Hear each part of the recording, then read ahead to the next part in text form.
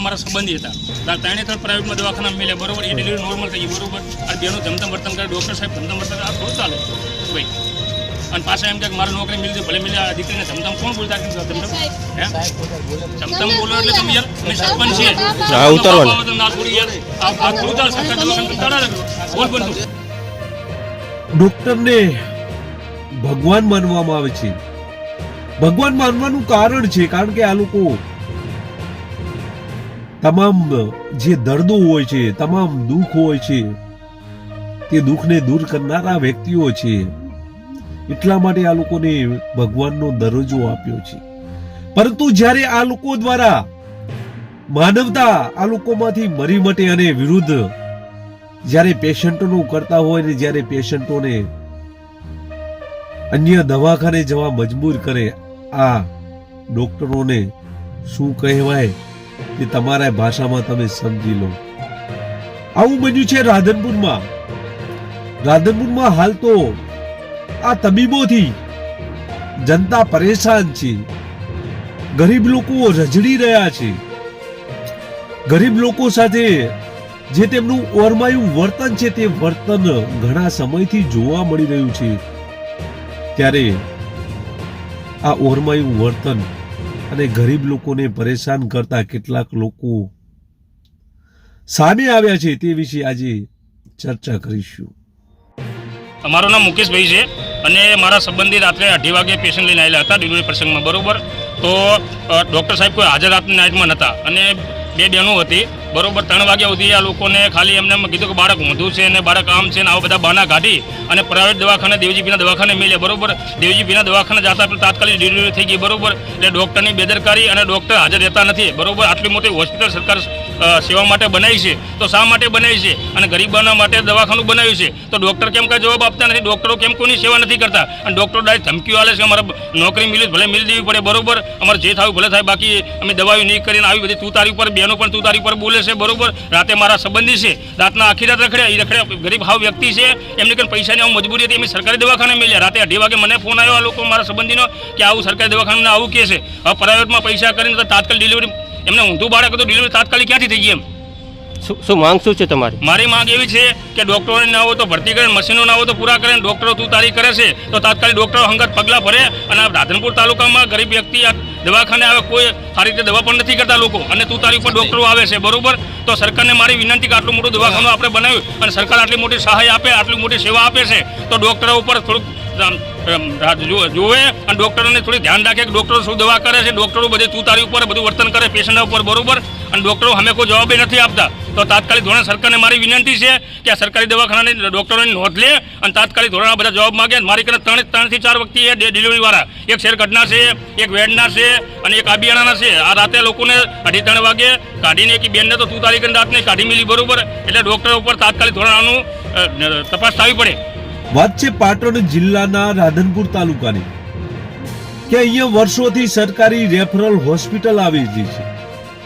આ હોસ્પિટલમાં અનેક દર્દો, અનેક દુઃખો ની સારવાર કરવામાં આવે છે અને તેના માટે સરકારે લાખો રૂપિયાની મશીનરી પણ લગાવવામાં આવી છે. આ મશીનરી હોવા છતાં આ લોકો દ્વારા તેનો ઉપયોગ કરવામાં કાં તો આવતો નથી કાં તો જાણી જોઈને આ લોકો ઉપયોગ કરતા નથી. આવો માહોલ અહીંયા જોવા મળે છે. તેના કારણો છે કારણ કે આ લોકો મામૂલી અકસ્માત હોય તો પણ ધારપુરની રિફર ચિઠ્ઠી આપી દેતા હોય છે કારણ કે આ લોકોને સેવા કરવી કદાચ સારી નહીં લાગતી હોય એટલા માટે આ લોકો આ તમામ મશીનરી હોવા છતાં અન્ય હોસ્પિટલમાં મૂકી દેતા હોય છે. અરે એટલું જ નહીં, આ લોકો દ્વારા અમુક વખત સરકાર શ્રી દ્વારા જે હોસ્પિટલમાં દવાઓ પણ આપવામાં આવતી હોય છે તેમ છતાં આ લોકો દ્વારા એક ચિઠ્ઠી કરીને આપવામાં આવે છે અને બહારની જે મેડિકલ છે ત્યાંથી દવા લઈ લેવાનું કહેવામાં આવતું હોય છે. રાધનપુરની જનતા, આજુબાજુની જે જનતા છે તે ગરીબ છે અને પૈસા ઓછા હોવાના કારણે અને સરકારી હોસ્પિટલમાં સારી સુવિધાઓ મળે તે માટે આ લોકો આ રેફરલ હોસ્પિટલમાં આવતા હોય છે, પરંતુ આ લોકો દ્વારા બહારથી દવાઓ લેવા માટે મજબૂર કરનાર વ્યક્તિઓ બની ગયા છે.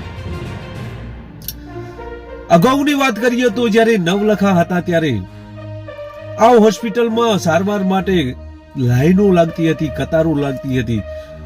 નવલખા આવે તે પહેલા 100 થી 150 જણનું એક લાઈન હોય અને આ તમામ અહીંયા આ રીતે સારવાર કરાવતા હતા અને જે નવલખા ડોક્ટર છે તેને ભગવાન સુધી માનતા હતા, કારણ કે આ નવલખા હતા તે માનવતા તેમનામાં જોવા મળતી હતી.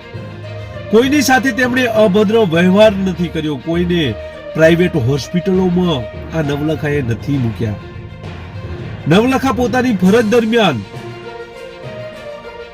સારામાં સારી દવા કરતા અને આ તમામ જે આવતા દર્દીઓ છે તે દર્દીઓના દુઃખ દૂર થઈ જતા આવા અનુભવી ડોક્ટર હતા.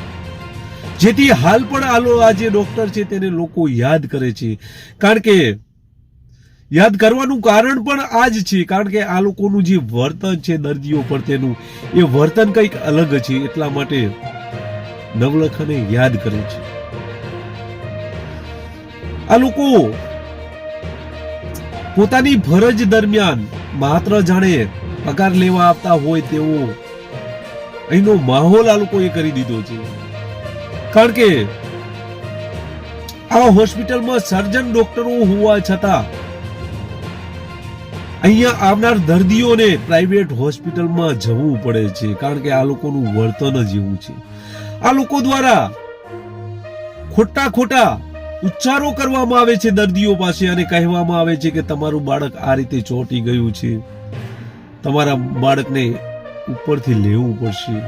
આ રીતે બિવરાણી બતાવવામાં આવે છે અને મજબૂરીમાં આ લોકોને પોતે જ્યાં સેટિંગ કરેલી હોસ્પિટલોમાં આ રીતે મૂકી દેતા હોય છે. આવા કિસ્સા અનેકવાર સામે આવી ચૂક્યા છે.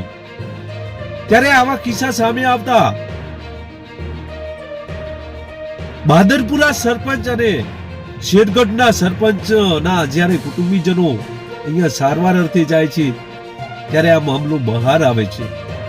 ત્યારે આ ડોક્ટરથી ઘર્ષણ થાય છે અને આ ડોક્ટરો કેમ સારવાર નથી કરતા તે વિશે પૂછતા તેઓ પાસે કોઈ જવાબ હોતો નથી. અરે એટલું જ નહીં, અંદર રહેલી સિસ્ટરો જે નર્સો છે તે પણ આ જે ડોક્ટરો છે તે રીતે દર્દીઓ સાથે તેમનું વર્તન છે તે ઓરમાયું વર્તન જોવા મળે છે. આ લોકો ઘર્ષણ કરતા હોય છે. આ લોકોને દર્દીઓ હોસ્પિટલમાં આવે છે તે ગમતું નથી એવું અહીંયા જોવા મળે છે, કારણ કે દર્દીઓ તો નહીં આવે તો તમને પણ સરકાર ક્યાંથી પગાર આપશે.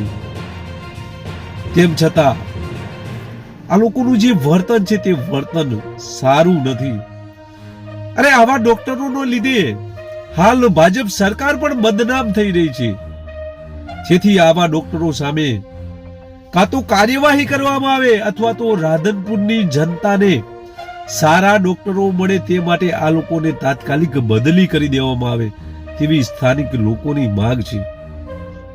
અને જો આ લોકોની બદલી નહીં કરવામાં આવે, આ લોકો ઉપર કોઈ એક્શન લેવામાં નહીં આવે અથવા આ લોકો વિરુદ્ધ કોઈ કાર્યવાહી નહીં કરવામાં આવે તો આ લોકો ફાટીને ધુમાડે જશે. કારણ કે આ લોકોનું વર્તમાન તો જે તેમની ભાષા છે તે જે દર્દીઓ પર તેમની જે વિરોધાભાસી શબ્દો બોલવાની આ બધી જે પ્રક્રિયા છે એ પ્રક્રિયામાંથી આ લોકો જ્યારે નીકળશે ત્યારે જ રાધનપુર જનતાને સંતોષ થશે. કારણ કે આ લોકોને કાર્યવાહી આ લોકો સામે નહીં કરવામાં આવે તો આ લોકો વધુ આ રીતે ઘર્ષણ કરી અને દર્દીઓને આ રીતે પ્રાઇવેટ હોસ્પિટલોમાં મૂકતા રહેશે. કારણ કે એ લોકોને કદાચ કંઈક આ હોસ્પિટલોમાં મૂકતા સ્વાર્થ હશે. અમે કાલે સવારના 8 વાગ્યાના અમારા ભાઈના ઘરના દાખલ કરેલા હતા. તો એ લોકોએ કીધું 4 વાગે ડિલિવરી થઈ જાય છે. તો અમે 4 વાગ્યા સુધી વાટ જોઈ. એ લોકો કે લોહી જોઈ છે તો અમે 12 વાગે એમને લોહીની બોટલ આપી.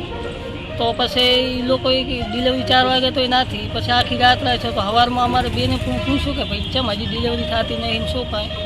તો બેન કે અમારે સરપંચના ભાઈના ઘરના હોય. તો કે એમના બાપના ઘરના હોય તો એ કે દવા નહીં થાય કે એને જે થતું હોય એ થાય છે કે એમને જેમ કરવું હોય શું છે ને આમ છે ને તેમ છે ને તમારે પ્રાઇવેટમાં જાઓ ને આવી રીતની બધી એમને કીધું. એટલે આ લોકો પછી રજા લઈને નીકળી ગયા. પછી એમ ગેરવર્તન કર્યું એ લોકોએ પેશન્ટ સાથે.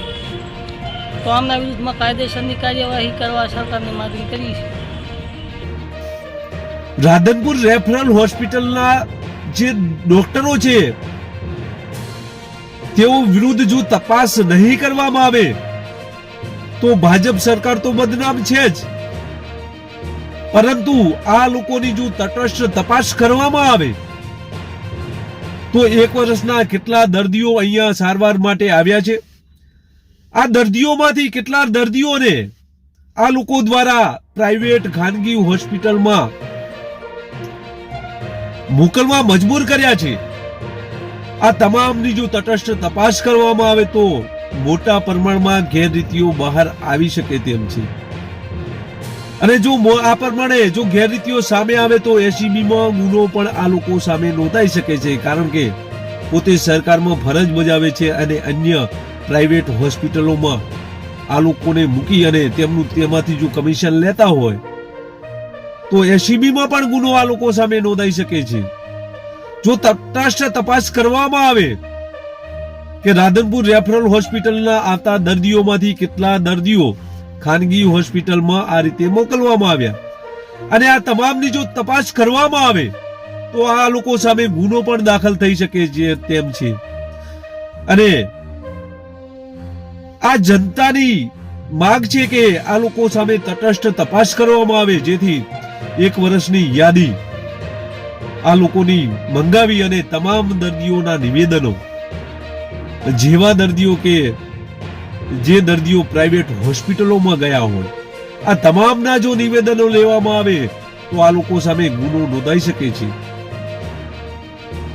લોકોની માંગણી છે કે આ તટસ્થ તપાસ કરવામાં આવે તો આ બાબતે જિલ્લા આરોગ્ય અધિકારી કેવા પ્રકારની તપાસ કરે છે તે આવનાર સમય બતાવશે. પરંતુ હાલ તો આ તબીબોના લીધે રાધનપુરની જનતા હાલ પરેશાન છે. બસ એ જ. નમસ્કાર.